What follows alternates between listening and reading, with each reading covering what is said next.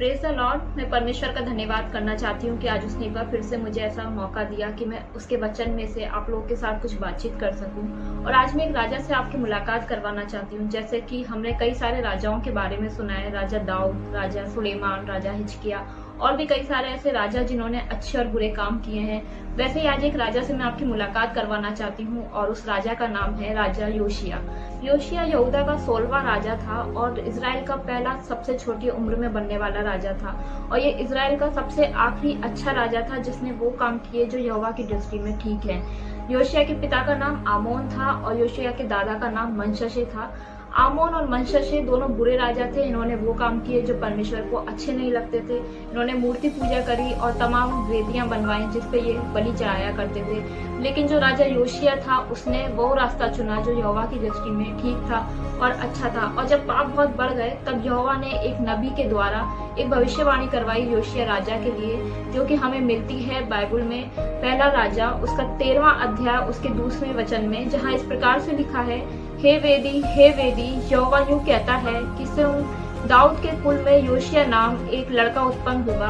वह उन ऊंचे स्थानों के याजकों को जो तुझ पर धूप जलाते हैं तुझ पर बलि कर देगा और तुझ पर मनुष्यों की हड्डियां जलाई जाएंगी। इस तरह से जब पाप बहुत बढ़ गया तब यहोवा ने बेतेल में एक नबी के द्वारा ये भविष्यवाणी करवाई कि एक योशिय्याह नाम का एक राजा होगा जो कि दाऊद के वंश से उत्पन्न होगा और वो इन सब बुराइयों को खत्म करेगा।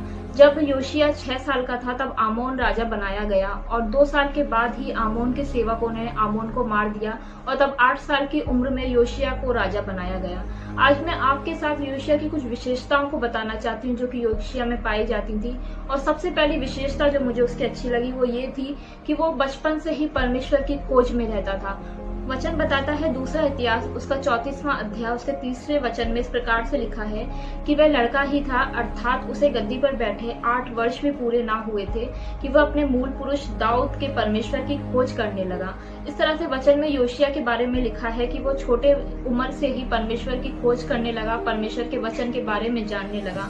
जिस उम्र में बच्चे अपने तमाम सांसारिक बातों में लगे होते हैं, खेलकूद में लगे होते हैं, उस उम्र में राजा योशिय्याह का मन परमेश्वर की खोज में लगा रहता था, उसके वचन की ओर लगा रहता था। दूसरी जो मुझे विशेषता राजा योशिय्याह की अच्छी लगी वो ये कि उसने हमेशा अपने लिए सही लोगों की संगति चुनी, एक सही दोस्तों को चुना, क्योंकि छोटी उम्र से ही योशिय्याह राजा ने ये ठान लिया था कि उसको यहोवा का कहना मानना है। इसलिए उसने हमेशा उन लोगों की बात मानी जो यहोवा का भय मानते हैं और परमेश्वर की इच्छा के अनुसार काम करते हैं। योशिय्याह राजा का पहला दोस्त था सपन्याह जो कि एक नबी था और सपन्याह की बात मानकर ही योशिय्याह राजा ने बाल देवता की पूजा करना बंद करके परमेश्वर की उपासना करनी शुरू करी। और दूसरा जो योशिय्याह का दोस्त था वो था यिर्मयाह नबी, जो कि एक परमेश्वर का जन था और दोनों एक दूसरे की सहायता करते थे परमेश्वर के काम करने में, अच्छे काम करने में और परमेश्वर का कहना मानने में हमेशा एक दूसरे की सहायता किया करते थे। इतने अच्छे दोस्त थे कि जब योशिय्याह राजा मर जाता है तब यिर्मयाह उस दुख में कि योशिय्याह मर गया है उसके लिए एक विलाप गीत लिखता है, ऐसा हमें वचन बताता है। इस तरह से हम देखते हैं कि योशिय्याह ने हमेशा अपने लिए अच्छे लोगों को चुना, अच्छे दोस्तों को चुना, जिससे कि वो परमेश्वर के रास्ते पे आगे बढ़ सके, परमेश्वर के कामों को अच्छे से कर सके। इसी तरह से एक और विशेषता थी योशिय्याह राजा की कि वो परमेश्वर के भवन से और परमेश्वर के वचन से बहुत प्यार करता था। जब राजा योशिय्याह को ये लगता है कि परमेश्वर के भवन में मरम्मत की जरूरत है तब वो अपने 3 कर्मचारियों को, अपने मंत्री शापान, मासेयाह और योहा को परमेश्वर के भवन की मरम्मत का काम सौंपते हैं और इस काम के लिए लोगों से पैसा इकट्ठा किया जाता है। जब मरम्मत का काम चल रहा था तब हिल्किय्याह याजक को परमेश्वर के भवन से मूसा के द्वारा दी हुई यहोवा की व्यवस्था की एक पुस्तक मिलती है। उस पुस्तक में यहोवा के सारे नियम और कानून लिखे हुए होते हैं और याजक हिल्किय्याह उस पुस्तक को शापान मंत्री को देते हैं और शापान मंत्री उस पुस्तक को राजा योशिय्याह के सामने पढ़कर सुनाता है। और जब वो व्यवस्था की ये सब बातें राजा योशिय्याह सुनता है तब उसको समझ में आता है कि लोग यहोवा की आज्ञाओं को नहीं मान रहे हैं, उसकी व्यवस्था के अनुसार काम नहीं कर रहे हैं, इस वजह से यहोवा हमसे नाराज है। और वो राजा योशिय्याह हिल्किय्याह याजक को बोलता है कि वो जाकर यहोवा से इस बारे में बात करे, वही हमें बताएगा कि हमें क्या करना चाहिए। और इस बात से दुखी होकर राजा योशिय्याह अपने वस्त्रों को फाड़ता है।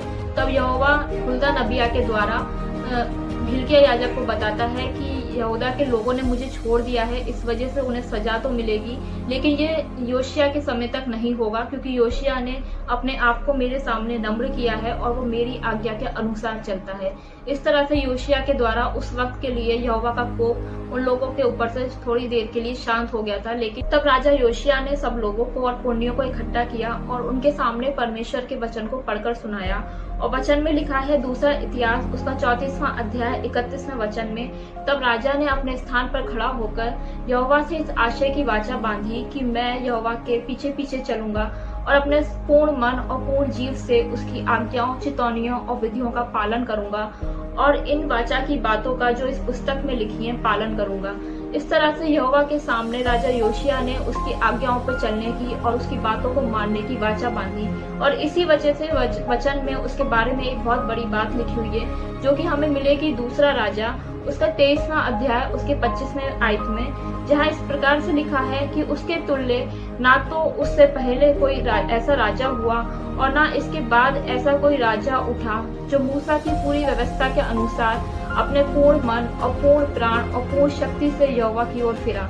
इतनी बड़ी बात यहाँ राजा योशिया के बारे में लिखी हुई है, क्योंकि उसने परमेश्वर के वचन को, परमेश्वर के भवन को अपने जीवन में पहला महत्व दिया और उससे प्यार किया और उस पे चलने की उसने एक वाचा बांधी। इसी तरह से एक और विशेषता है राजा योशिया की, जो कि ये है कि उसने हमेशा एक सही रास्ता चुना, सही काम करने का उसने निर्णय लिया और उन रास्तों पे नहीं चला जिस पे उसके पिता आमोन और उसके दादा मनशा से चलते थे। राजा योशिया ने बहुत छोटी उम्र से ही ये ठान लिया था कि वह यहोवा की सेवा करेगा और इसलिए वो हमेशा उन लोगों की बात सुनता था, उन लोगों की बात मानता था जो परमेश्वर से प्यार करते थे और परमेश्वर की व्यवस्था के अनुसार काम करते थे। वचन में लिखा है दूसरा इतिहास उसका 34वां अध्याय दूसरे वचन में इस प्रकार से लिखा है कि उसने वह किया जो यहोवा की दृष्टि में ठीक है और जिन मार्गों पर उसका मूल पुरुष दाऊद चलता रहा उन्हीं पर वह भी चला करता था और उनसे ना तो दाहिनी ओर मुड़ा और ना बाईं ओर। इस तरह से राजा योशिया ने एक सही रास्ता चुना, गलत रास्तों को छोड़ के उसने वो काम करने पसंद करे जो यहोवा की इच्छा के अनुसार और उसकी व्यवस्था के अनुसार थे। उसने मूर्ति पूजा को बंद करवाया, जैसा कि उसने व्यवस्था की पुस्तक में पढ़ा था। उसने तमाम ढली और खुदी हुई मूर्तों को दूर करवा के यरूशलेम को शुद्ध करवाया। उसने बाल देवता की वेदियों को नष्ट करवाया। उसने सूर्य की प्रतिमाओं को नष्ट करवाया और तमाम तरह की वेदियों को और मूर्तियों को नष्ट करवा के उसने पूरे देश को शुद्ध करवाया, जैसा कि उसके विषय में भविष्यवाणी की गई थी। और उसने यहोवा के भवन को भी शुद्ध करवाया और इस तरह से उसने एक सही रास्ता चुना और परमेश्वर की व्यवस्थाओं के अनुसार उसने काम किया। ये एक उसकी बहुत खास विशेषता थी राजा योशिया की, कि उसने एक पुराना रास्ता जिस पर उसके पिता चलते थे, उसके दादा चलते थे, उनको छोड़ के परमेश्वर के रास्ते को अपनाया। एक और विशेषता जो राजा योशिया की थी वो ये कि वो परमेश्वर के नियम और कानूनों से प्यार करता था और उन पे चलने की पूरी कोशिश करता था। जब राजा योशिया ने व्यवस्था की पुस्तक में ये पढ़ा कि हर साल परमेश्वर के लिए फसह मनाया जाना चाहिए, तो उसने अपने लोगों से बोला कि हम परमेश्वर के लिए फसह मनाएंगे। तब राजा ने अपने प्रजा के सारे लोगों को ये आज्ञा दी कि जैसा इस वाचा की पुस्तक में लिखा है उसके अनुसार अपने परमेश्वर के लिए फसह का पर्व मानो। और ऐसा पर्व न्यायों के दिनों में कभी नहीं माना गया जो कि इजराइल का न्याय करते थे, और ना इजरायली व यहूदा के राजाओं के दिनों में माना गया। इस तरह से योशिया ने व्यवस्था की पुस्तक को पढ़ के उसको यूं ही नहीं छोड़ा, उसे भूल नहीं गया, बल्कि उसने हर एक चीज को पूरा करने की कोशिश करी जो कि उस व्यवस्था की पुस्तक में लिखी थी। और वचन बताता है दूसरा इतिहास उसका 34वां अध्याय 33वां वचन, जहाँ इस प्रकार से लिखा है, और योशिया ने इजरायलियों के सब देशों में से सब घिनौनी वस्तुओं को दूर करके जितने इजराइल में मिले उन सबों से उपासना कराई, अर्थात उनके परमेश्वर यहोवा की उपासना कराई। और उसके जीवन भर उन्होंने अपने पूर्वजों के परमेश्वर यहोवा के पीछे चलना ना छोड़ा। इस तरह से राजा योशिया ने अपने जीवन भर यहोवा की पीछे चलने का जो वाचा बांधी थी उसने तो पूरा करा, साथ ही अपने लोगों से भी उस वाचा को पूरा करवाया और वो परमेश्वर के नियमों के साथ साथ बंधा रहा और उसके अनुसार उसने अपने जीवन को चलाने की पूरी कोशिश करी। इस तरह से हम योशिया राजा के जीवन से बहुत सारी बातों को सीख सकते हैं। हम सीख सकते हैं कि किस तरह से योशिया राजा छोटी उम्र से ही परमेश्वर की खोज करने लगा। तो इस तरह से हमें भी हमेशा परमेश्वर की खोज करनी है, उसके राज्य की खोज करनी है और उसके वचन में बने रहना है। जिस तरह से योशिय्याह राजा ने अपने छोटे उम्र से ही परमेश्वर के पीछे चलने की ठान लिया था, वैसे ही हमें अपने जीवन में हमेशा परमेश्वर के पीछे चलने का ठान लेना है। हमें ये नहीं देखना है हमारी उम्र कितनी है, हमारे पास कितने काम है, कितनी जिम्मेदारियां हैं। हमें हमेशा परमेश्वर की और उसके राज्य की खोज करनी है। दूसरा जो विशेषता हमने योशिय्याह राजा के जीवन से देखी वो ये कि योशिय्याह राजा ने हमेशा अच्छे लोगों की उन लोगों की संगति करी जो कि परमेश्वर का भय मानते थे।